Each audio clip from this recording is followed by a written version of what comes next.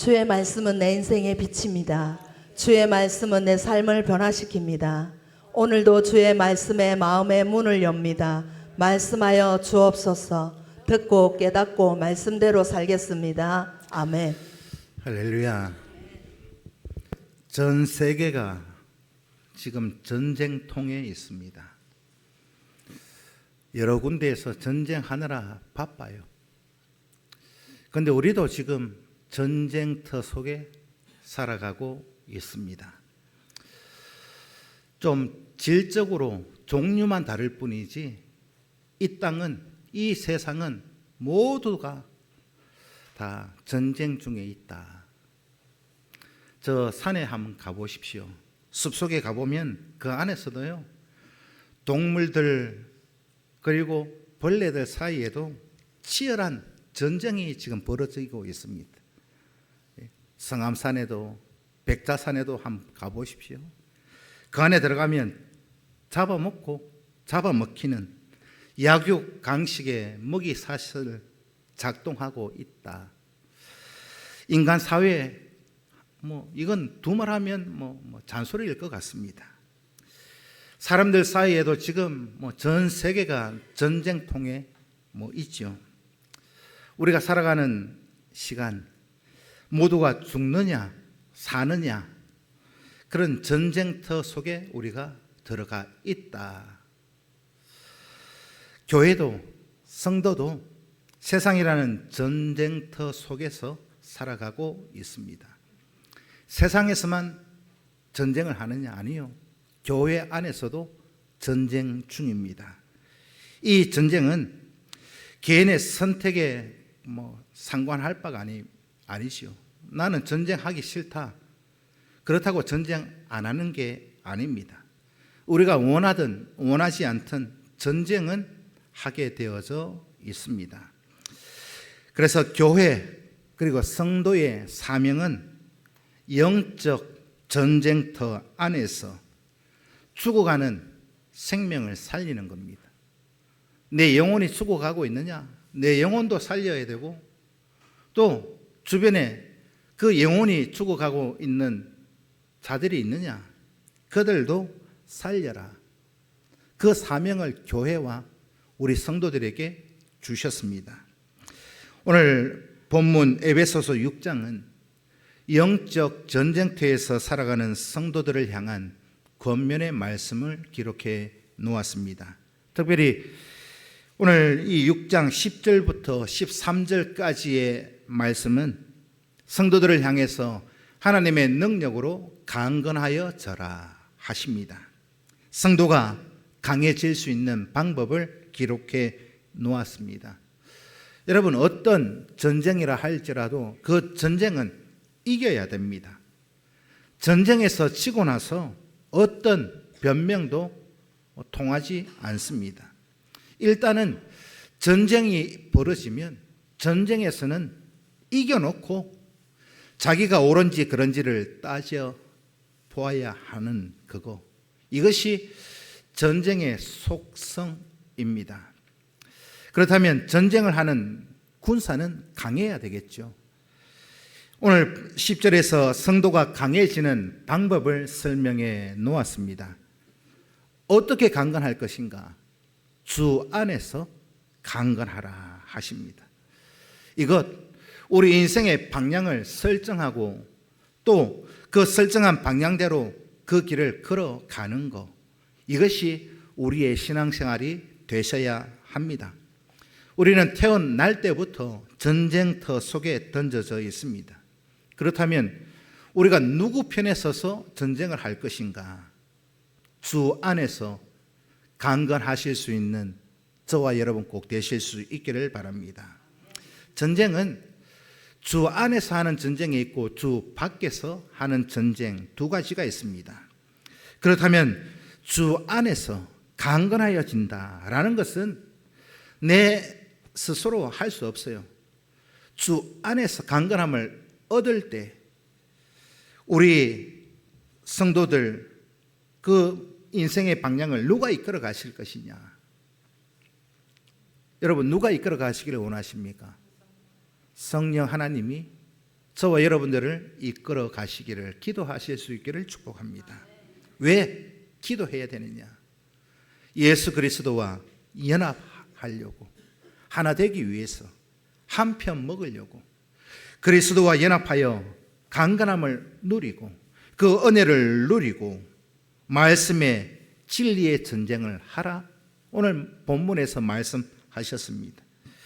그의 뜻과 그의 은혜로 살아가는 삶을 우리에게 지금 주고 있어요. 성도는요, 주님을 떠나서 성령의 도우심이 없이는 강해질 수 없습니다. 영원한 생명을 누릴 수도 없습니다. 그러면서 이어서 말씀하고 있는 게 뭐냐? 주의 힘과 주의 능력으로 강건하라. 앞에 있는 내용과 동일한 말씀을 하고 있습니다. 주 안에서 강건하라. 이 말을 다른 말로 하면 주가 가지고 계시는 힘의 능력으로, 성령이 우리에게 부어주시는 힘의 능력으로 강건하여지는 겁니다. 모든 능력, 예수 그리스도로부터 우리가 죄사함 받고 성령의 임재하심으로 우리가 강건할 수 있습니다. 그렇다면 누구와 한편을 먹어야 할 것이냐? 답은 정해져 있습니다. 여러분, 이 땅에 많은 사람들이 가지고 있는 힘, 종류가 참 많이 있습니다. 요즘은 세상 사람들이 말하지요. 돈이 힘이다. 권력이 힘이다. 체력도 지식도 힘이고 모든 힘의 종류는 참 많이 있습니다. 그런데 오늘 저와 여러분, 우리가 가져야 되는 힘이 뭐냐는 것이지요. 성령이 부어주시는 성령의 능력이 우리의 힘의 원동력이 되실 수 있기를 축복합니다. 그래서 오늘 본문은 성도는 주님이 주시는 능력으로 강건하여 져야 한다 하셨습니다. 로마서 1장 16절 말씀을 읽습니다. 시작.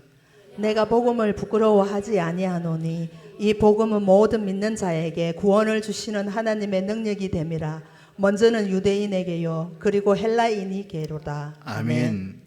그러면서 로마서 1장 16절에는 모든 믿는 자에게 구원을 주시는 하나님의 능력, 이 능력이 뭐라고요? 그 앞에 복음이, 말씀이 진리이기 때문에.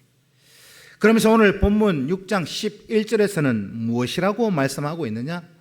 로마서 1장 16절의 말씀을 기초로 해서 뭐라고 하시느냐? 하나님의 전신갑주를 입어라 하셨습니다. 왜냐하면 왜 우리가 하나님이 주시는 전신갑주를 입어야 되느냐? 이 복음의 능력, 이 복음의 그 능력이라고 하는 것은 복음을 믿는 모든 자에게, 모든 성도에게 주시는 구원이 되시는 하나님의 능력이기 때문입니다. 그래서 전쟁에서 승리하는 겁니다. 그러므로 오늘 저와 여러분들은 주가 주시는 능력으로, 힘으로 강건하여 져야 이길 수 있습니다. 그 힘의 능력이 우리에게 이렇게 주어짐으로 인해서 강해지는 방법이 11절에서 전신갑주를 입는 것이다 라고 하셨습니다. 복음의 능력으로 세상의 그 무기력함을 피해가라 하는 것이죠. 우리가 살다 보면 우울증도 오고 무기력증도 오고, 그래서 아무것도 하지 못하고 또 어떤 일을 해야 하는데 하기 싫어하고 손 놓고 앉아서 세상 탓하고 주변에 있는 사람 탓하고 더 나아가서 조상을 탓하고 남을 탓하면서 그렇게 살아가는 영적 무기력증에 빠져 있는 이들을 주변에 보게 되어집니다. 오늘 우리 평산교회 모든 성도들 꼭 기억하셔야 할 것은 남을 탓하고 조상을 탓한다고 해서 영적 전쟁에서 달라지는 것은 없다라는 것입니다. 내가 이렇게 된 것은 내가 부모를 잘못 만나서 그렇다. 내가 이렇게 된 것은 누구를 잘못 만나서 그런 거야. 남을 탓함으로 인해서 우선은 마음의 위로는 얻을지는 모르겠습니다. 근데 지극히 이거는요 그냥 지나가는 거예요. 일시적인 겁니다. 아무 효과 없어요. 우리가 영적 전쟁터 속에서 이 모든 전쟁을 다 끝내고 하나님 앞에 섰을 때를 한번 생각해 보십시오. 하나님 앞에 서는 그 순간에 남을 탓하고 조상을 탓하고 뭐 그렇게 해본들 무슨 소용이 있어요? 아무 소용 없습니다. 그걸 한 달란트 받은 자를 통해서 우리는 보게 되어집니다. 주인 앞에 섰을 때 이러저러해서 아무리 이런저런 변명을 다 해도 소용이 없었습니다. 남을 탓한들 아무 소용 없으니 오늘 저와 여러분 남 탓하지 마시고 내 힘과 능력은 하나님께로 성령으로부터 임하시니 성령의 충만함을 입어 승리하시고 그렇게 믿음 안에서 행복함을 살아가실 수 있기를 축복합니다.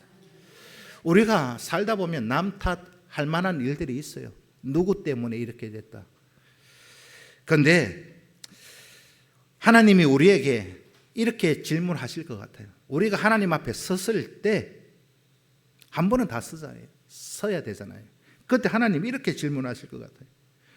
다른 사람은 너에게 이렇게 했고 너를 악하게 했고 너의 마음을 아프게 하면서 나쁜 짓 했지만 그렇게 너를 힘들게 했지만 거기서 너는 무엇을 했느냐 물으실 것 같아요.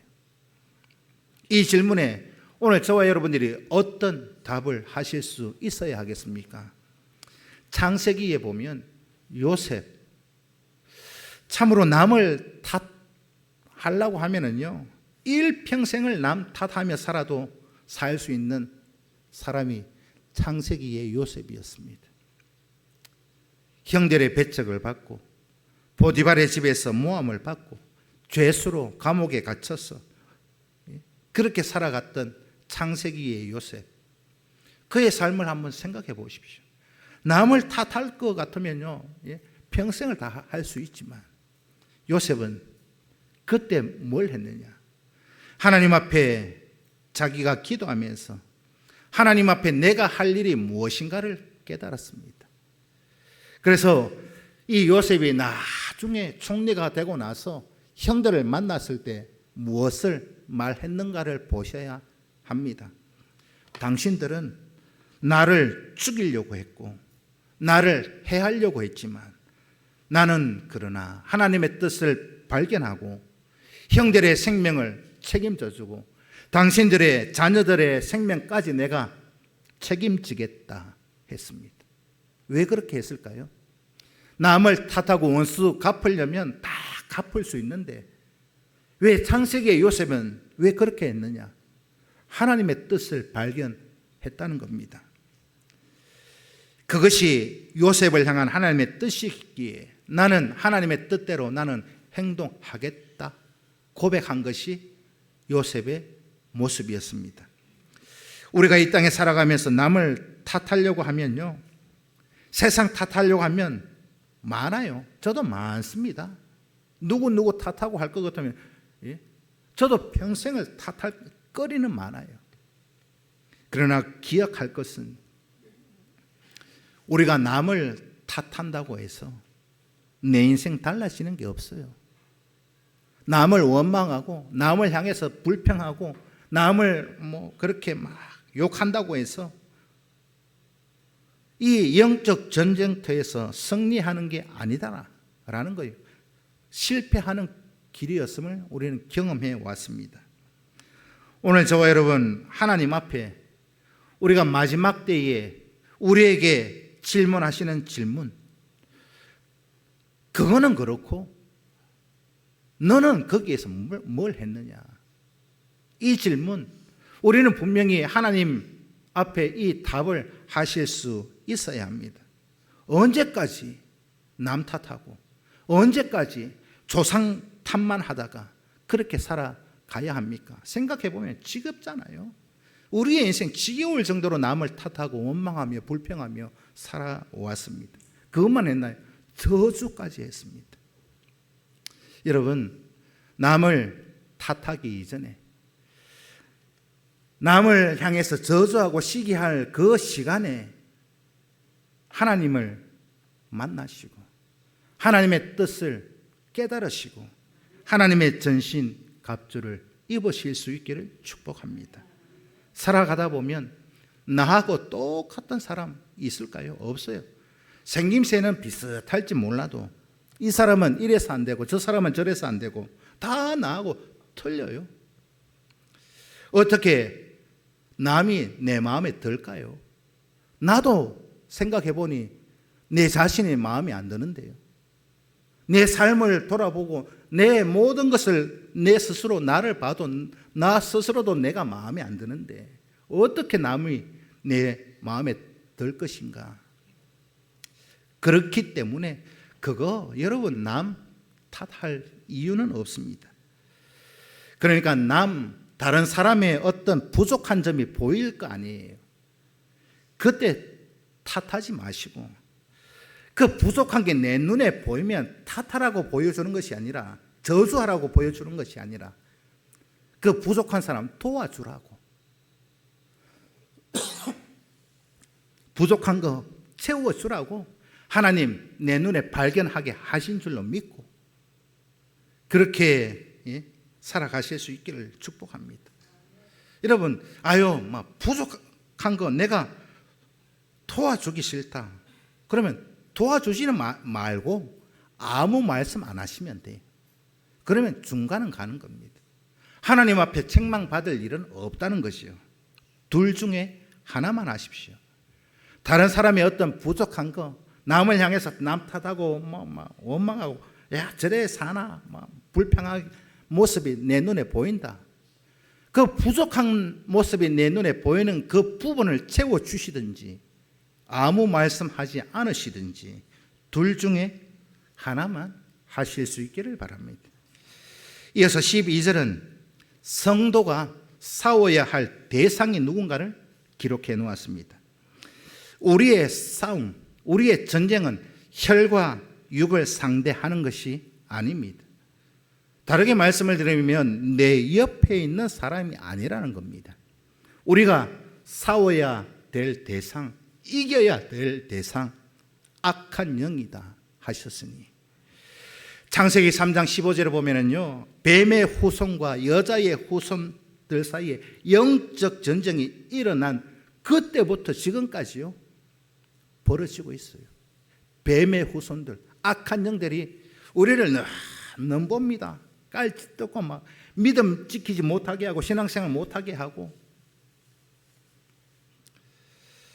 하나님 앞에 불순종하게 만들고 악한 영들 자꾸 그것 때문에 우리를 미혹하고 있으니 그 세력이 지금 우리 가운데 뱀의 후손으로 활동하고 있다 여기시고 여러분 정말로 하나님 앞에서 성도로서 성령의 주시는 힘과 능력으로 하나님의 전신갑주를 입고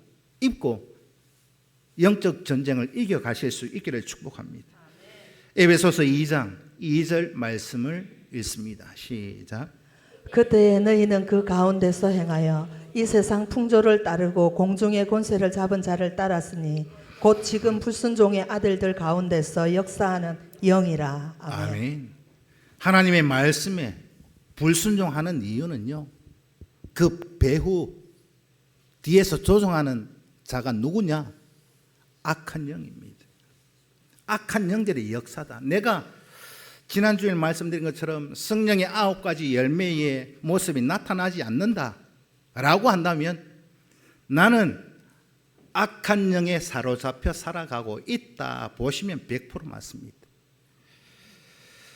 인생의 모든 전쟁은요, 창세기 5장 15절 말씀부터 지금까지 앞으로도 주님 다시 오실 그때까지 나타날 역사일 것입니다. 기본적으로 우리가 살아가는 모든 시간은 영적 전쟁입니다. 진공 상태는 없어요. 영적으로 성령이 계시든지 아니면 악한 영이 거기 또아리 털고 앉아 있든지 우리가 예수 안에서 싸우든지 예수 밖에서 불순종하는 악한 영들의 지배를 받든지 둘 중에 하나. 여러분 어디에 서기를 원하십니까? 어느 편에 한 편 먹기를 원하십니까? 성경 안에서는 말씀합니다. 하나님과 한 편 먹으라. 악한 영들과 한편 먹는 순간 너희들은 멸망이요 죽음이다. 아담과 하와도 악한 영에게 속아 넘어갔어요. 미혹당해서 그것 때문에 죽음이 들어왔지 않습니까? 여러분, 설교를 준비하면서 생각해 보니까 그런 것 같아요. 우리가 이 죽음이라고 하는 이 육신의 죽음을 벗고 하나님 앞에 섰을 때, 아유 하나님, 내 살다 보니 이래서 저렇고 저래서 저렇고 이 사람 때문에 저 사람 때문에 그렇습니다. 변명해 본들 거기에는요 사탄은 나타나지 않습니다. 악한 영은 거기에 함께 있으면서 내 편 들어주지 않습니다. 우리가 멸망당할 때 사탄은요 어떤 책임도 지지 않습니다. 이 땅에서도 마찬가지잖아요. 거짓 선동하는 자들 어떤 문제가 생겼을 때는 어떤 책임도 지지 않잖아요. 이 땅의 삶의 모습도 그런 것처럼 선동하고 막 부추기고 뒤로 빠지면 끝입니다. 악한 영들과 마귀와 영적 이 전쟁에서 이기기 위해서는 저와 여러분들에게 꼭 필요한 준비물이 있어요. 그게 뭐냐? 하나님의 전신갑주입니다. 11절 말씀을 다시 한번 반복하고 있어요. 싸움의 대상이 누구라고요? 악한 영들이기 때문에 인간이 생각하고 있는 무기, 힘, 그걸로는 할 수 없어요. 하나님이 입혀주시는 전신갑주여야만 강력한 효력을 발휘할 수 있습니다. 싸움에 따라서, 전쟁에 따라서 준비해야 되는 무기가 다 다릅니다. 하나님의 전신갑주를 입고 마귀의 모든 관계를 파악하고 대적하실 수 있기를 축복합니다. 하나님의 말씀으로 무장하시고 사탄의 모든 거짓 선동을 물리칠 수 있기를 축복합니다. 내 인생은 남이 책임져 주지 않습니다. 악한 영이 나를 막 유혹하고 미혹하고 날 안 되게 만들어 놓고 날 책임져 주지 않습니다. 내 인생 하나님 앞에서 누가 책임져야 되느냐? 나 스스로를 책임져야 하는데 누구 편에 있어야 돼요? 하나님 편에. 남을 탓하고 사탄을 탓해 본들 하나님의 심판대 앞에서는 아무 효과 볼 수 없다는 것입니다. 그때 거기서 그들은 그렇게 했지만 우리가 하나님 앞에 섰을 때 물으신다고 했잖아요. 그때 거기서 너는 뭘 하고 있었느냐? 악한 영과 한 편을 먹었느냐? 아니면 하나님의 능력, 성령의 힘과 능력을 덧입기 위해서 기도했느냐? 말씀을 들고 그것으로 무장했느냐? 묻지 않으시겠습니까? 하나님 앞에 우리가 답을 잘 하실 수 있기를 축복합니다. 분명하게 답을 하실 수 있어야 합니다. 그래서 하나님의 능력으로 강건하여 져라 하십니다. 14절부터 18절까지 말씀은 영적 무장에 대해서 기록해 놓았습니다. 첫째, 하나님의 전신갑주가 뭐냐? 이걸 설명해 놓고 있습니다. 우리가 싸움에서 이기기 위해서 상대에 따라서 적절한 준비가 있어야 됩니다. 누구와 싸울 것이냐? 상대를 알아야 준비를 하죠. 예를 들면 그렇습니다. 이제 여름이 이제 다 이래 되니까 기성을 부리는 게 있어요. 옛날보다 파리는 잘 안 보여요. 제가 어릴 때만 해도 파리가 동네에 얼마나 많은지, 똥파리들 크기도 얼마나 큰지. 그런데 여러분 그때를 한번 생각해 보십시오. 우리 집안에 방 안에 거실에 파리가 한 마리 맹맹맹 돌아다녀요. 그럼 파리를 잡을 때 준비해야 될 게 있잖아요. 뭘 준비하셔요? 파리채, 또 스프레이만 있으면 됩니다. 에프킬라를 뿌리든지, 전기 이렇게 파리채를 이렇게 하든지 그것만 있으면 돼요. 파리를 잡을 때는. 그러면 파리 잡을 수 있어요. 모기도 마찬가지 잡을 수 있습니다. 파리채와 에포킬라만 있습니다. 그런데 아랫견과 제 누님이 자영하고 이제 부산에 사시는데 제 어른들 묘지에 갑자기 가고 싶어서 이제 간다면서 경산에 있는지 내 교회에 있어요. 교회에 있어요. 오세요. 그랬더니 그 산소 갔는데 산모기 있죠. 시커먼 게 물려가지고 얘기하시더라고요. 근데 산에는요, 모기만 있습니까? 우리 다니다 보면 땡벌, 말벌 있잖아요. 그거 물리면 사람이 죽을 수도 있습니다. 제가 예전에 고등학교 다닐 때 아버지 따라서 할아버지 산소 이제 벌 쳐러 갔다가 말벌에 한번 쏘여가지고 이만큼 부었어요. 파리를 잡을 때는요, 파리차고 에프킬라만 있으면 되는데 말벌, 땡벌을 잡을 때는 준비물이 그것만 있으면 안 됩니다. 여러분 혹 가다 보면 119 구조대 벌집 좀 제거해 주세요 그러면 어떻게 하고 와요? 완전 무장해가 옵니다. 119 대원들도 말벌에 쏘이지 않는 복장을 하고 망을 두르고 두꺼운 옷을 입고 장갑 두꺼운 거 끼고 그렇게 벌집을 제거해요. 여러분 그렇게 하지 않고서요 그냥 파리 잡는 채로 말벌 잡으러 갔다가는요 물려서 죽을 수도 있습니다. 그러니까 우리가 누구와 싸우느냐 알아야 그 전쟁의 준비물들을 완벽하게 할 수 있다라는 것입니다. 악한 영들과 싸우기 위해서는 하나님의 전신갑주가 있어야 합니다. 하나님의 전신갑주는 두 가지가 있어요. 방어용 무기가 있고 공격용 무기가 있습니다.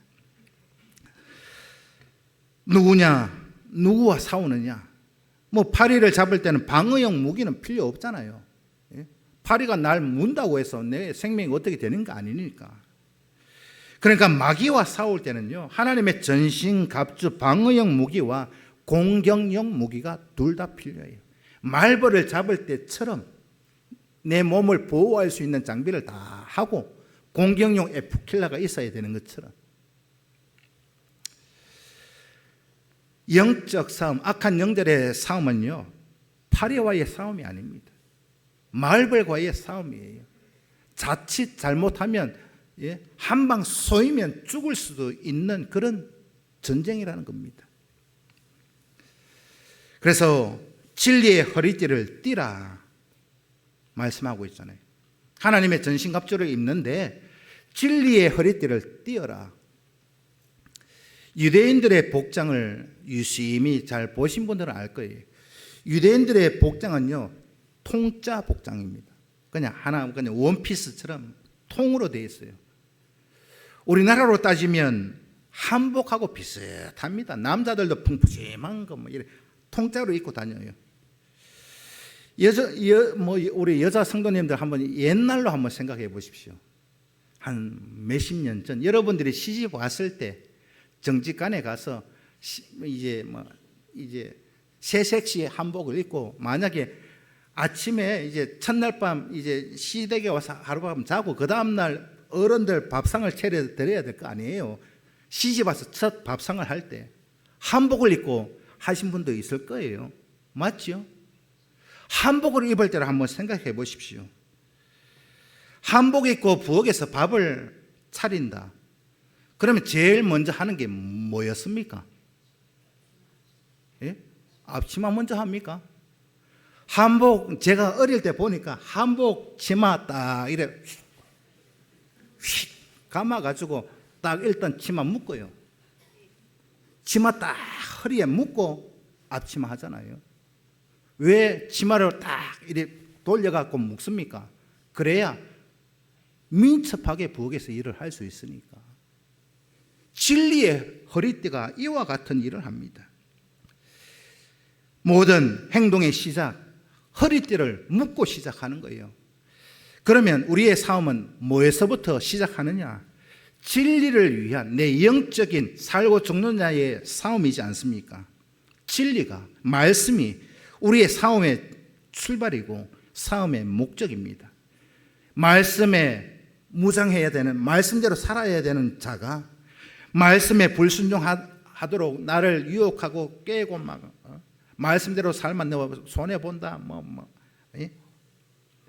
그걸 이기는 거, 진리를 사수하기 위해서 진리의 허리띠를 매여 하지 않겠습니까? 그 다음 의의 흉배를 붙이고 가슴과 몸을 보호하는 보호 장구입니다. 그리스도 안에 살아가는 거룩한 삶을 말씀하고 있는 겁니다. 진리를 위해서 싸우는 사람이, 다르게 표현하면 성도가, 구원받은 자가 자기의 삶이 불의한데, 자신의 삶이 깨끗하지 못한데, 거룩하지 못한데 어떻게 진리를 위해서 싸울 수 있느냐? 그렇기 때문에 의의 흉패를 붙이라는 것은 내 마음과 나의 생각이 세상의 풍조에 빼앗기지 말고 세상의 모든 것들에 악한 것에 물들지 말라, 그런 의미가 있습니다. 타락한 풍조에 물들어서 세상 것 좋아 보여서 어떻게 거짓을 선동하는 마귀를 이길 수 있겠습니까? 그러니까 진리의 허리띠를 묶고 의의 흉배를 붙이고 복음 들고 열방으로 나아가야 하는데, 거기에 또 한 가지가 있죠. 빠진 게 뭐가 있습니까? 복음의 신발을 신고, 복음의 신발을 신고. 여러분, 복음의 신발을 신는 게, 이걸 어떻게 설명해야 될까 참 고민했는데요. 복음의 신발을 어떻게 신어야 될 것인가? 여러분, 교회에서요, 교회 주방에서, 저는 평상교회 부임하고 나서 교회 식당 이제 밥을 하시는 분들, 제가 그 모습은 본 적이 없어요. 빼딱 구두 신고 주방에 들어가서 앞치마 메고 일하시는 분 잘 못 봤습니다. 여러분, 교회 주방에서 일을 할 때 구두 신고 주방에서 일하는 거 하고요, 거기 딱 조리실에 딱 들어가면 딱 정렬되어 있죠. 뭐가 정렬되어 있어요? 장화 신고 부엌에서 일하는 거하고 빼딱 구두 신고 주방에서 일하는 거하고 어때요? 180도 다릅니다. 일하는 방식도 다르고 일하는 자세가 달라집니다. 구두 신고 일을 한다고 한번 생각해 보십시오. 아유, 내 구두에 물 들어오면 우약고 싶어가지고 막 일할 거예요. 그런데 장화 신고 일을 하면 어떻게 됩니까? 물이 들어오든지 말든지 신경 안 쓰고 일할 거 아니겠습니까? 바로 복음의 신발을 신어야, 말씀으로 강하게 무장해야 우리가 세상을 향해서 담대하게 전할 수 있다는 겁니다. 전제 조건이 뭐예요? 말씀으로 복음의 신발을 신으라 했으니 복음을 내가 가져야 한다는 겁니다. 그 다음 믿음의 방패를 말씀하고 있죠. 전신을 보호하는 겁니다. 불화살을 쏠 때 막아내는 그 불화살. 거짓 영들, 악한 영들은 우리에게 계속 불화살을 쏘아댑니다. 그렇게 살면 안 된다. 그렇게 살면 안 된다. 말씀에 순종하면 너 손해다. 계속 불화살을 쏘는, 이것을 막아내는 방패도 있어야 되는데, 그게 뭐냐? 믿음이라는 겁니다. 방패가 뭐라고요? 믿음입니다. 그 다음 또 뭘 말씀하고 있어요? 구원의 투구, 머리를 보호하는 겁니다. 머리를 보호하는 이 구원의 투구는 뭐냐? 내가 구원받은 자로서 구원의 소망을 가지고 흔들리지 않는 거. 구원의 투구를 쓰고 믿음의 소망을 가지고, 구원의 소망을 가지고 싸우라는 거예요. 그거 다 거짓말이다. 아마 나한테 유혹하고 해봐라, 나는 넘어가지 않는다. 이게 방어용 무기입니다. 그러니까 악한 영들, 마귀 사단과의 싸움에서, 이 전쟁에서 이렇게 많은 방어 무기로 자기 자신을 보호하고 말벌에 쏘이지 않도록 철저하게 자기 자신을 준비시키고, 준비를 시키는데 머리부터 발끝까지 방어 무기로 다 사매는 거예요. 그 다음 공격용 무기도 말씀하고 있습니다. 그게 뭐냐? 성령의 금, 하나님의 말씀을 가지라는 것입니다. 유일한 공격 무기가 뭐예요? 성령의 금입니다. 히브리서 4장 12절 말씀을 읽습니다. 시작. 하나님의 말씀은 살아있고 활력이 있어 좌우에 날선 어떤 금보다 예리하여 혼과 영과 및 관절과 고수를 찔려 쪼개기까지 하며 또 마음의 생각과 뜻을 판단하나니. 아멘. 아멘. 이게 하나님의 말씀의 능력입니다. 이 하나님의 말씀을 남 주실래요? 나 가질래요? 내가 먼저 완전 무장으로 딱 가지고 이렇게 하면 살 수 있다고 살 길을 알려줄 수 있는 저와 여러분 되실 수 있기를 축복합니다. 우리가 말씀을 선포할 때 성령이 그 말씀을 가지고 역사하셔요. 우리가 전도하는 시간도 마찬가지예요. 전도는 내 입으로 하지만 그 마음을 움직이고 주장하시는 분은 성령이 하실 것이니, 아유 전도 힘들다. 힘든 걸로 따지면 내가 힘들어요? 성령이 힘들어요? 예? 전하는 것 그거 쉬운 거예요.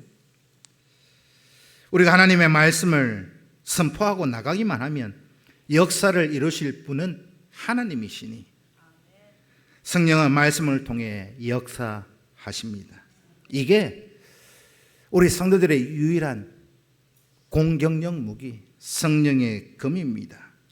이 금을 꼭 어디를 가든지 차고 다니실 수 있기를 축복합니다.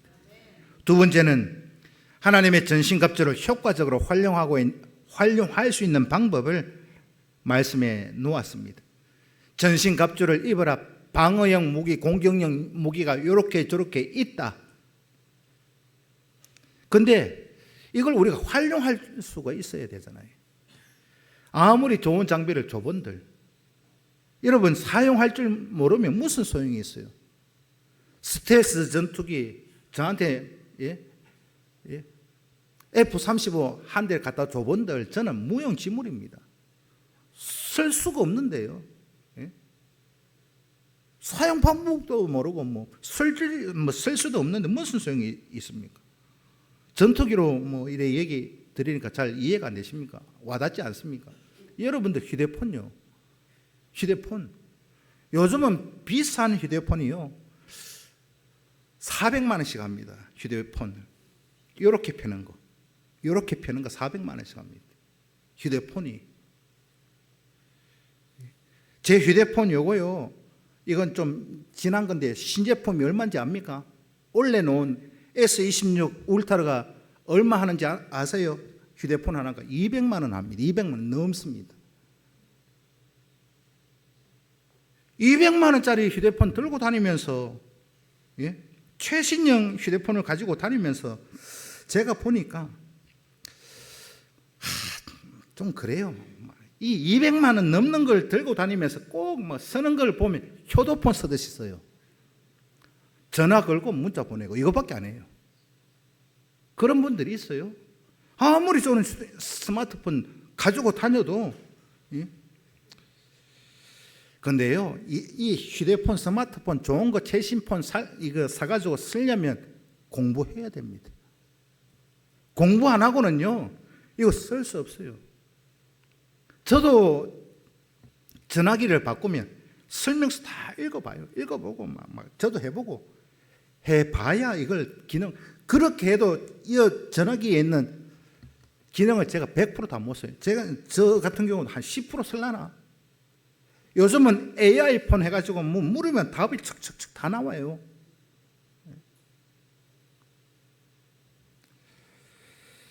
첨단 제품일수록 여러분 공부하고 또 연습해야 사용할 수 있는 것처럼 연습 없이 훈련 없이 어떻게 하나님의 전신갑주를 효과적으로 사용할 수 있을까? 없습니다. 말씀 안에 내가 들어가야 되고 말씀이 들려져야 되고 그것 말씀 가지고 내가 삶을 살아내셔야 하고 그게 훈련이고 연습인 거예요. 우리가 하나님의 전신갑주를 입어야 되는데 이 전신갑주를 활용하기 위해서 우리가 꾸준히 연습하고 훈련해야 합니다.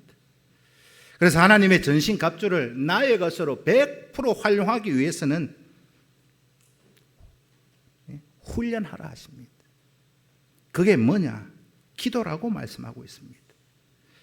에베소서 6장 18절 말씀을 읽습니다.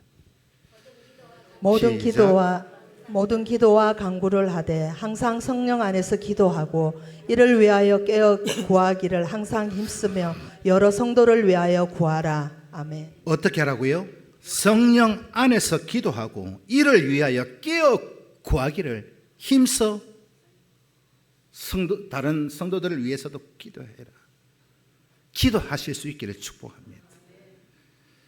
원하고 바라고 기도합니다. 찬양 한번 드리도록 하겠습니다.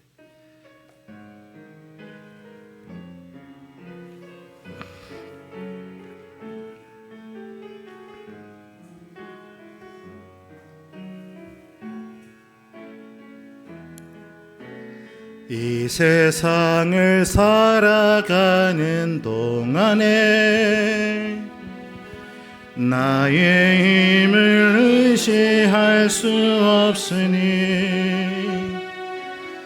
기도하고 낙심하지 말 것은 주께서 참 소망이 되심이라.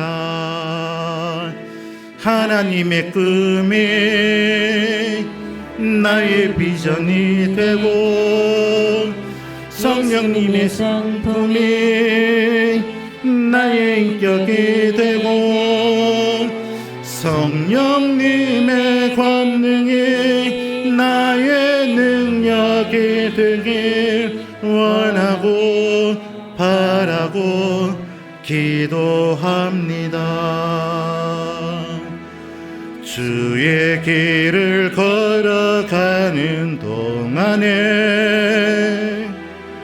세상의 것 의지할 수 없으니 감사하고 낙심하지 말 것은 주께서 참 기쁨이 되심이라. 하나님의 꿈이 나의 비전이 되고 예수님의 성품이 나의 인격이 되고 성령님의 권능이 나의 능력이 되길 원하고 바라고 한 번 더 찬양합니다. 이 세상을 살아가는 동안에 나의 힘을 의지할 수 없으니 기도하고 낙심하지 말 것은 주께서 참 소망이 되심이라. 하나님의 꿈이 나의 비전이 되고 예수님의 성품이 나의 인격이 되고 성령님의 권능이 나의 능력이 되길 원하고 바라고 기도합니다. 주의 길을 걸어가는 동안에 세상의 것 의지할 수 없으니 감사하고 낙심하지 말 것은 주께서 참 기쁨이 되심이라. 하나님의 꿈이 나의 비전이 되고 예수님의 성품이 나의 인격이 되고 성령님의 권능이 나의 능력이 되길 원하고 바라고 하나님의 꿈이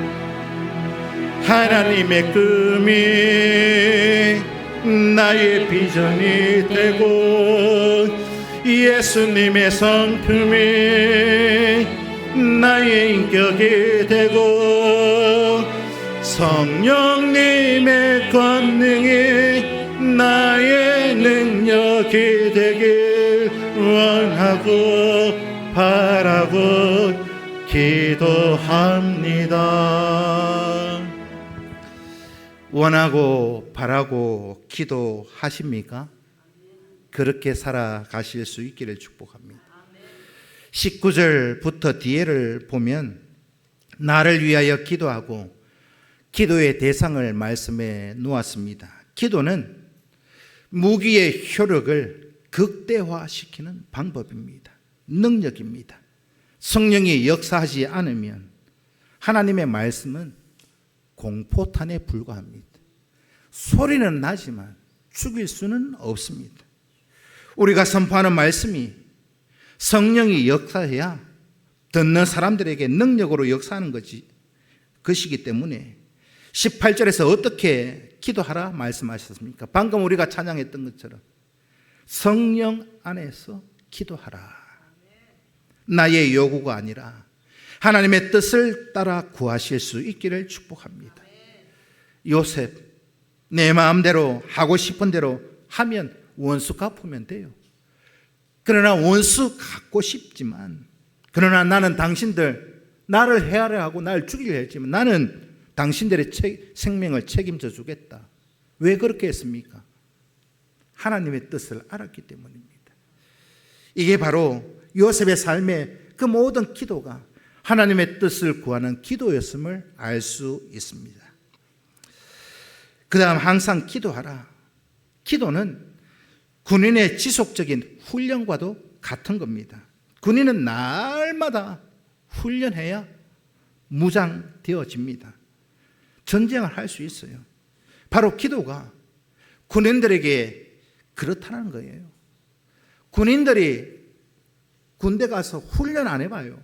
훈련 안 시키면요, 그 무용지물이잖아요. 운동선수도 마찬가지입니다. 연습하고 훈련해야 프로야구 선수들 경기장에 나와서 잘할 수 있는 방법, 비결이 뭐냐?